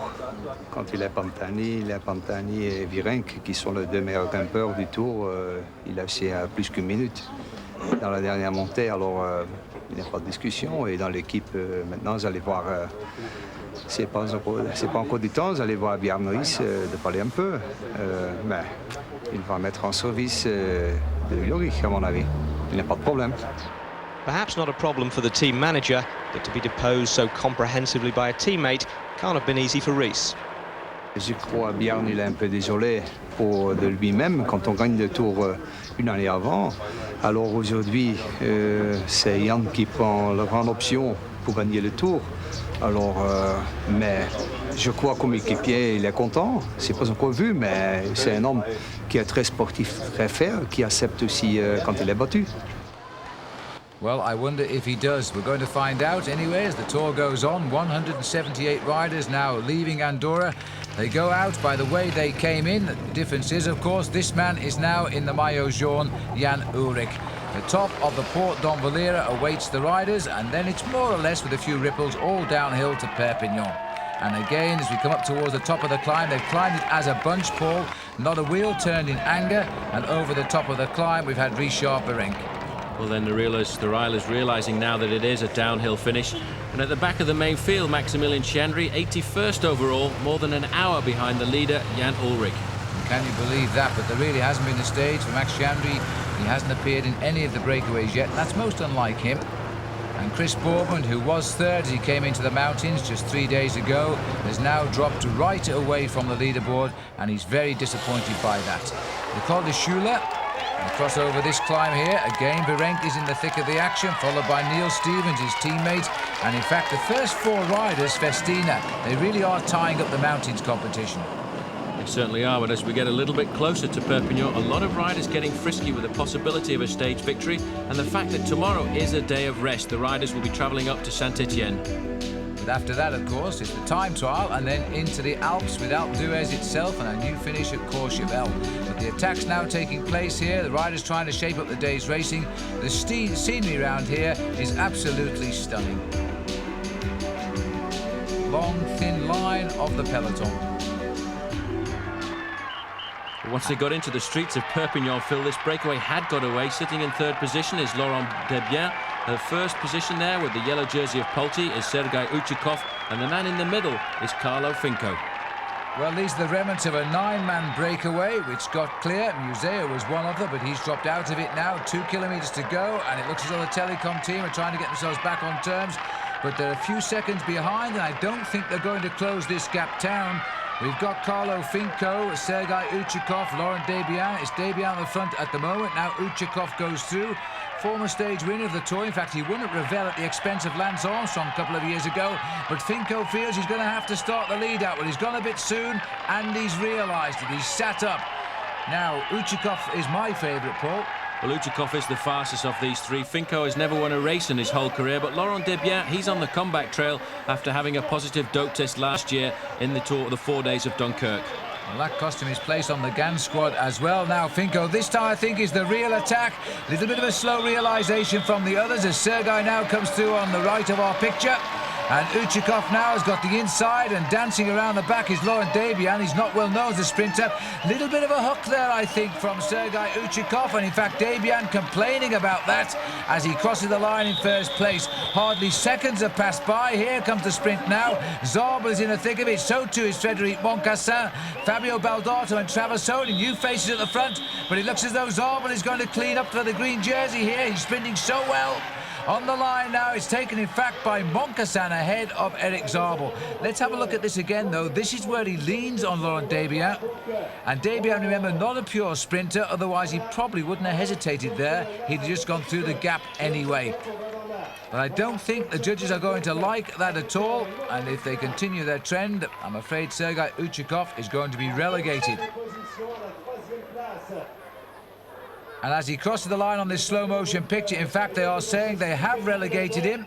So Uchikov has gone to third place. Fignon will be declared the winner. This is the sprint for fourth, being taken by Moncassin. This is the incident, Paul. Well, this is what the judges didn't like. They say Sergei Uchikov prevented Fignon coming through. And at the end of the day, they gave the victory to the Frenchman, Laurent Fignon. Carlo Finco, will he be happy with second place? And Uchikov not very happy with third. In fact, that was very modestly put. In fact, he was fuming with third. He felt he should have been given the victory. Overall, no change at all today. And now, the day after the rest day, the riders have moved up into Saint-Étienne for a hilly time trial over 55 kilometres. This is stage number 12. Now, can this man fight back into the frame, knowing that his teammate is now the leader of the Tour? Well, it'd be interesting to see just what tactics a lot of these riders adopt. Rumour has it that some of them are going to switch bikes halfway around the course. And at the moment, we're looking at the man wearing number 98.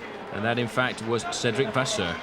And this is Abraham Olano making his start, and also didn't have a great run through the Pyrenees, Olano. Back out with Bjarne Riis, who's unaccustomedly a little bit low down the overall classification at the moment.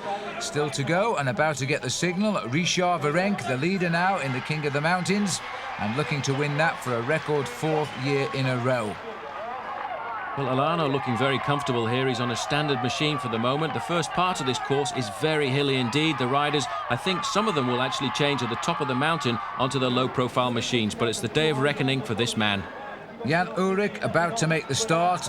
Now, can he give us confirmation as to his strength? The best time already finished, by the way, is by Frank van den Broek.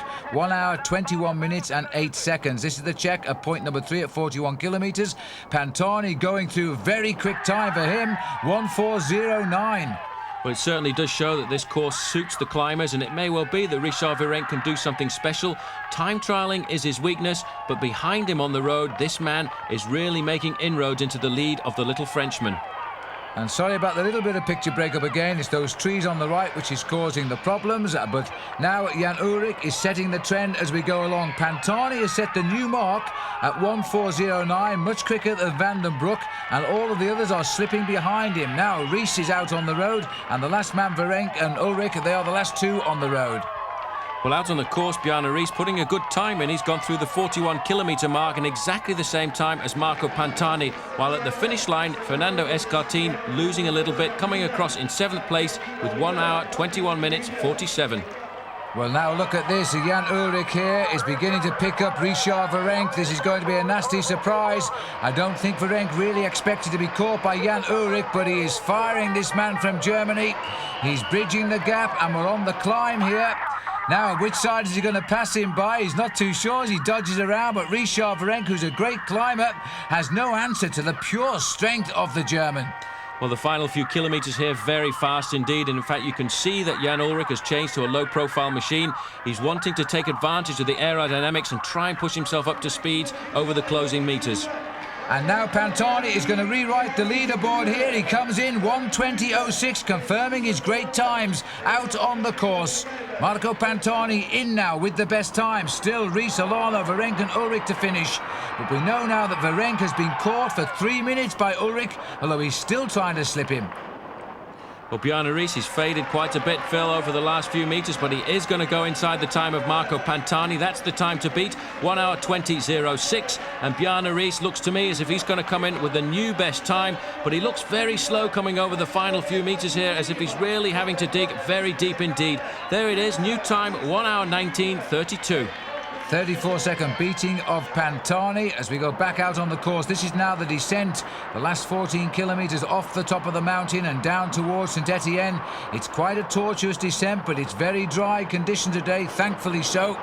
And now it looks as though this man is setting new trends, but we'll have to find out first if Alano's going to match anybody's time. It's been a good ride by Abraham Alano here. Bjarne Riis has got best. I think Abraham Alano might fall just a little bit outside of this. It's a long way up this straight here. Best time is 1:19.32. He's just going to be outside the time of Riis, so he'll go second on the board. So all of the stars are finishing very close together.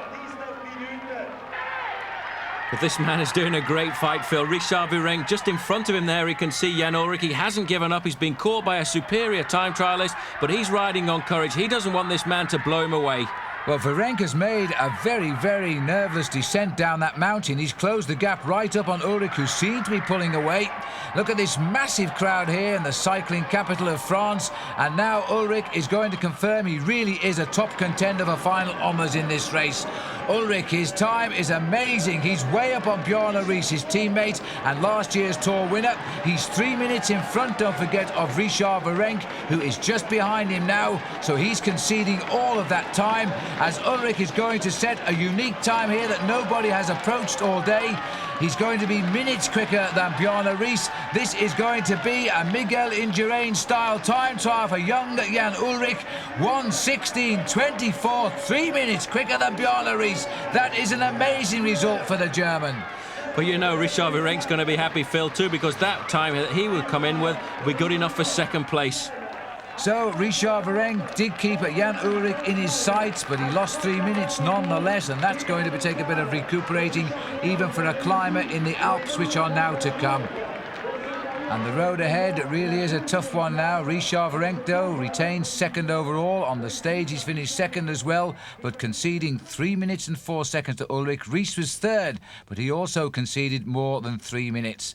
Overall, Ullrich now leads this tour by 5 minutes and 42 seconds over Richard Virenque.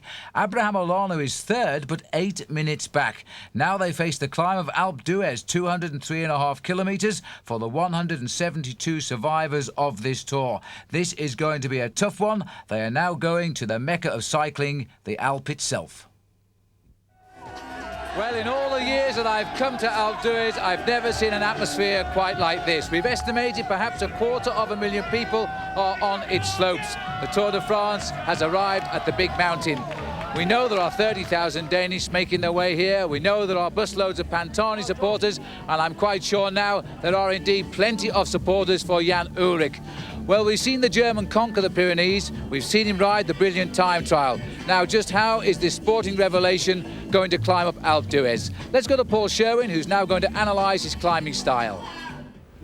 The most important thing about riding the mountain passes is trying to conserve as much power for as long as possible.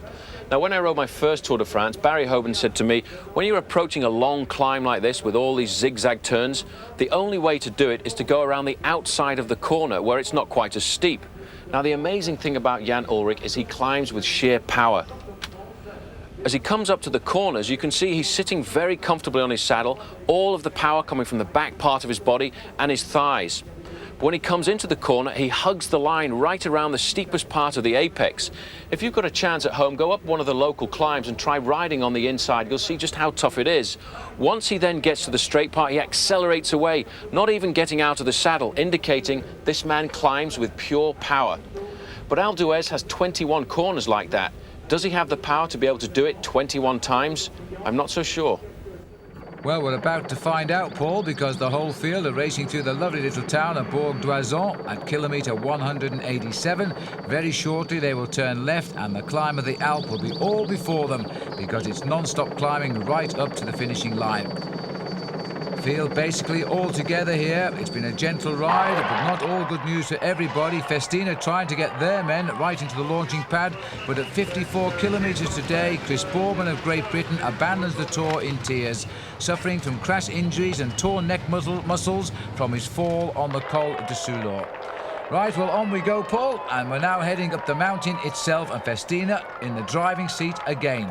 Well, every time there's a mountain coming, you know, they really will try and put Jan Ullrich and Bjarne Riis under pressure. Bjarne Riis still riding very well, but at the moment I think he's playing a secondary role to the man wearing the yellow jersey. This is Laurent Brochard at the front, no longer in the polka dot jersey, but now riding as a teammate for his own man, Richard Virenque. And I wouldn't like to be in this bunch now because the speed they approach Alpe d'Huez, and it is such a steep climb, but all of the domestiques trying to get their climbers to the start of it together. It is very, very quick as they race over the little river here. Now they'll turn left and then the climb will have begun. Alpe d'Huez is on the horizon. Well, I think this is really the climb everybody has been waiting for, Paul, and immediately the yellow jersey is there, the polka dot jersey is there, and Casagrande is there, and Riis is there. Well, that's remarkable because, Phil, this is the mecca of the climbs for all of the climbers. Every climber wants to win here on Alpe d'Huez, and I'm quite sure Richard Virenque does as well because he's never won a stage of the mountains in the Alps. That's right, but he has won 2 stages in the Pyrenees as he now dances behind Jan Ullrich. This rider certainly isn't afraid to carry that maillot jaune right at the front of affairs, is he? Well, it's amazing. He's now the leader of the Tour de France, and I would have thought that Bjarne Riis would have come to the front to help him out just a little bit because he does need some encouragement. He does need somebody alongside him just to say, look, the team's here, we're still supporting you. He's still looking for Bjarne Riis. He constantly looks over his shoulder to see where Riis is.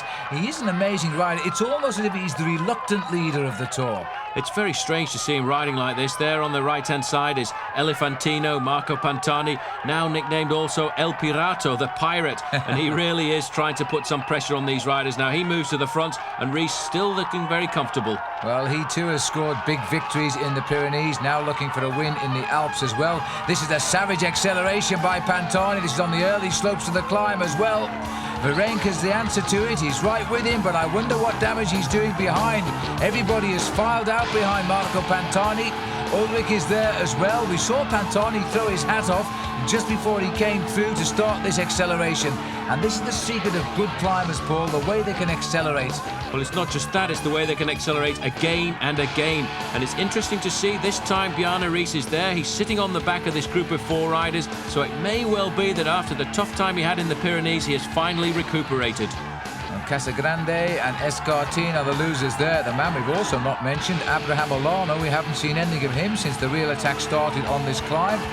Now we've got these 4 riders going up the slopes. I have never seen so many people on this mountain, and I've seen every climb here except the one of Fausto Coppi. I'm not quite as old as 1952. But it was amazing driving here, you know, 40 kilometres, 25 miles of traffic jam just to get to the bottom of the slope here. It is remarkable. I think this is the greatest Alpe d'Huez we've witnessed in these recent years. A perfect day as well. It's very often cold on this mountain at the top, but it's beautiful today. You can see the shadows of the riders. Now Pantani is setting the pace and looking for help from no one at the moment. And Ullrich, who started the tempo at the bottom, now content to follow. These 4 riders looking pretty solid just now. Well, Pantani's great to see him back. There's the earring that's earned him the nickname of the pirate. He's just getting into a rhythm here, just putting the pressure on everybody else. Looks over his shoulders to see what sort of damage he's doing.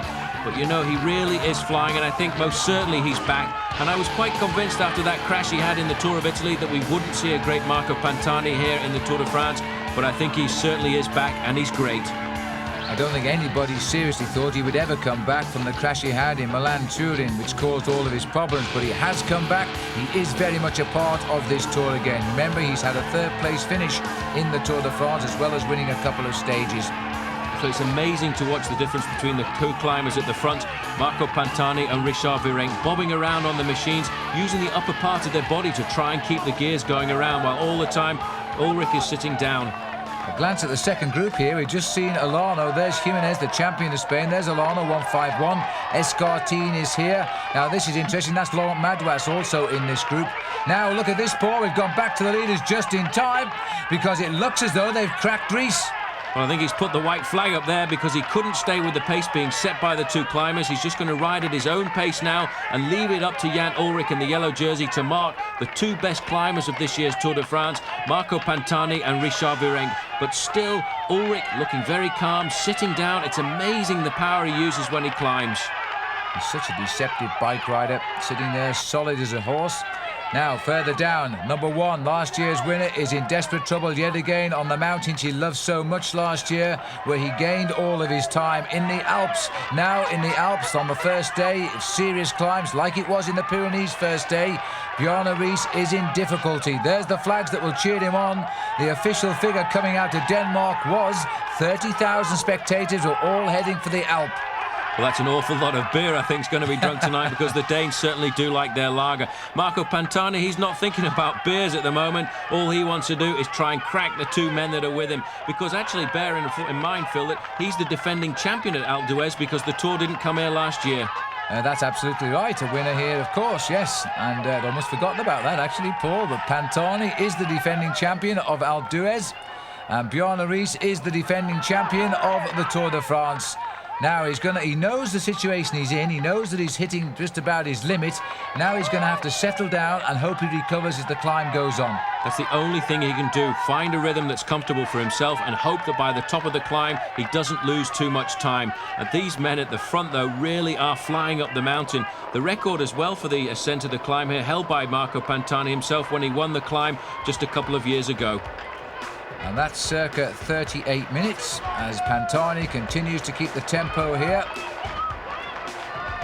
And the crowd you can hear cheering all of the way, but this little climber staying out of the saddle now, riding on the bottom of the handlebars, no relaxed climbing at all from him. He's just keeping the rhythm high.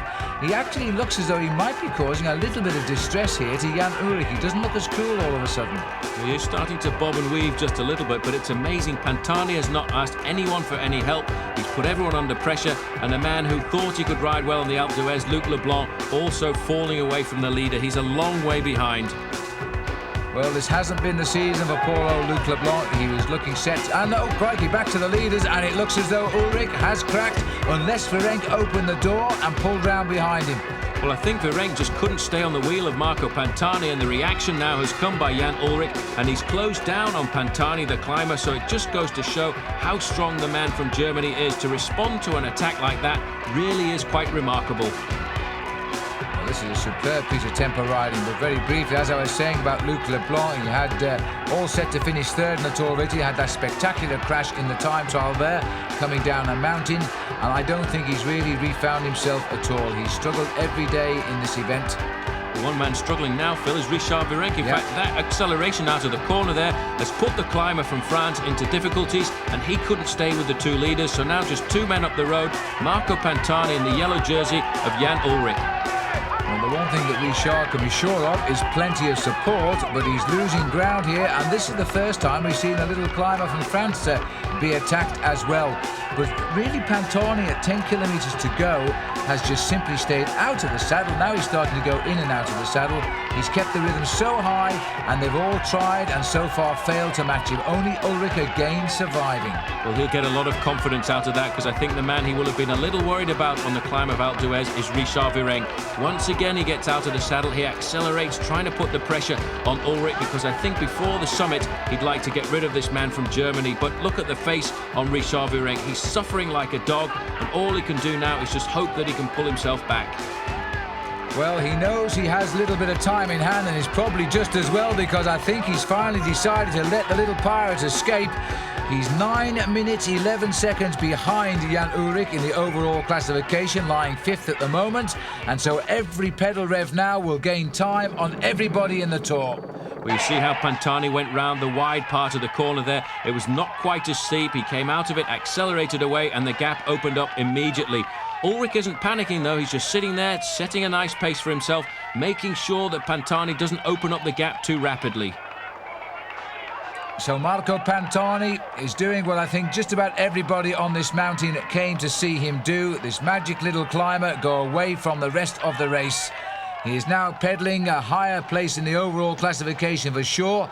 He's not going to damage the lead of Jan Ullrich today. Ullrich perhaps wisely knows that. He's not crucifying himself, trying to hold the back wheel of a man who is simply on a mission. But it's amazing, he's always looking over his shoulder, trying to see exactly what's happening behind him. This time he's not looking for Ries. In fact, he's looking for the whereabouts of Richard Virenque. But Marco Pantani, well, his wings have come back. This is the Battle of the Alp, and the Italians have had a lot of success here. They started it back in 1952 with Fausto Coppi. Then came Gianni Bugno with a couple of wins. Then Roberto Conti got a win here, and that was his only win after 10 years as a pro, and still is. He's been a pro 14 years now. And now Pantani trying for a second time. And interestingly enough, that Roberto Conti rides on the same team now as Marco Pantani. Worked very well this year in the Tour of Italy, and I think he's having his best Tour de France in several years as well. Jean-Marie Leblanc, director of the Tour de France, also rode this race on 2 occasions in the late 60s, enjoying the best seat in the house just behind Jan Ullrich. But this is the man who is opening the waters. Here comes the Red Indian.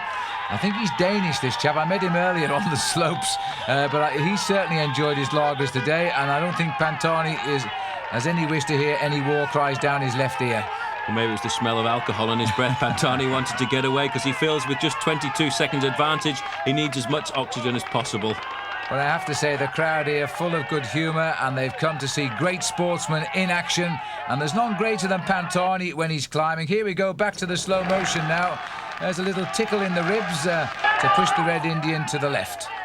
Well, the time gap's there, 22 seconds to Jan Ullrich, 42 seconds to Richard Virenque, and 1 minute 22 to Bjarne Ries. So Ries falling away quite rapidly. This is not going to be the Tour of Bjarne Ries now, but it's still looking like the Tour of Jan Ullrich, because he's still second on this mountain despite the escape of Marco Pantani. Virenque isn't far behind. Casagrande, Ries, and we haven't caught sight of those for a while, but they are the next on the climb.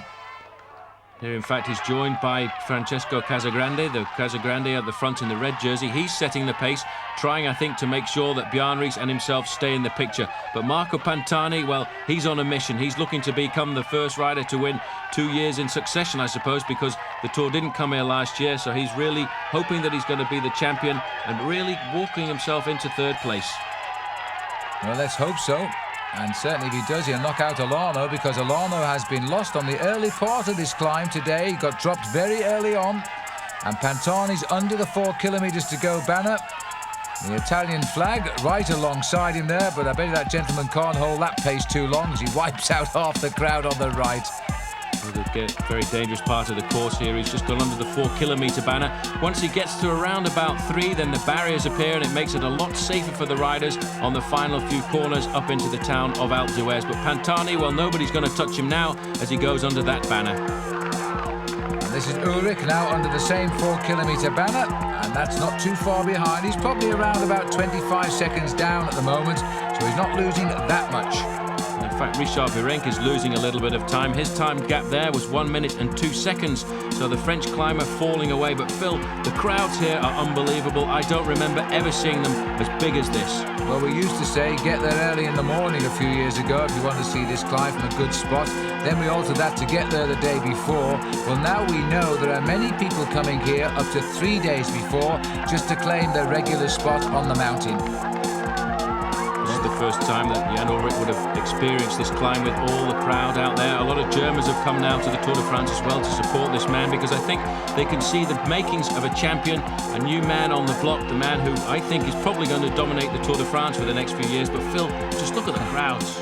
Well, officially they're telling us that 750,000 people are lining the 9 miles of Alpe d'Huez today. That might be an exaggeration, but when you see shots like that, I'm no longer sure it is. And Marco Pantani has now got himself between the barriers, the safe stretch of the course. And these barriers put up after that debacle we had a few years ago when Fabio Parra was brought literally to a standstill by the crowd and the block cars. But a fine right-hand turn by Marco Pantani. Taking your advice there, Paul, he went round the outside. But I don't think he expected to be going quite that fast. He's flying up the final kilometre here of the Alpe d'Huez. But, you know, I hope he doesn't make the mistake he made 2 years ago, because he also nearly lost it in the final left-hand bend to the finish and went straight on into the parking lot. Well, this time I think he'll be guided simply by the crowds and the barriers. We're now into the lovely town here on the top of the mountain of Alpe d'Huez. This town literally opens for the arrival of the Tour de France. In the next 48 hours, it will have all closed down again, awaiting the ski season.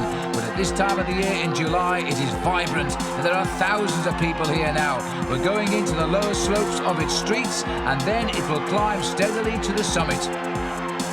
Jan Ullrich riding very sensibly, still hovering around 25 seconds behind Marco Pantani. He's not pulling anything back, but I think he'll be very happy with the ride that he's put in today. But Pantani now into the town square. Across the town square, he'll get the left-hand turn, and then it'll be up to the finish.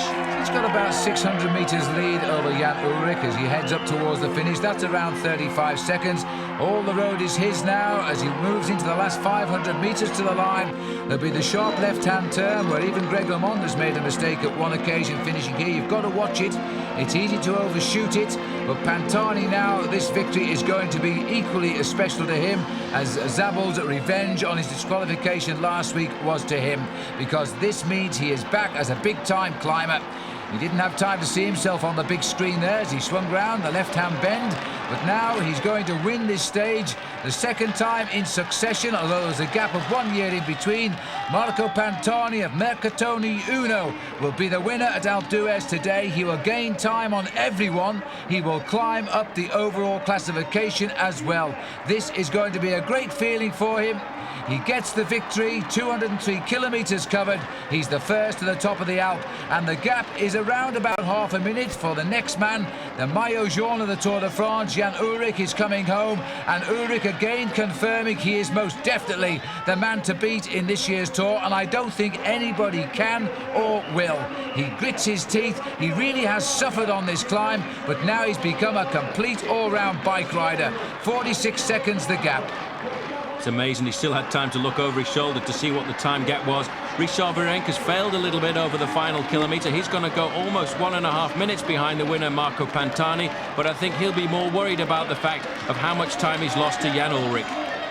So Richard Virenque is coming up, sprinting for his life here. He will just about hang on to his second place overall, I think, as the polka dot jersey gets more points for third place in the King of the Mountains competition as well. So the result of the stage to Alpe d'Huez, Marco Pantani gets a second win here ahead of Ullrich, Virenque, and Bjorn Riester in fifth place, 2 minutes 28 seconds back for him.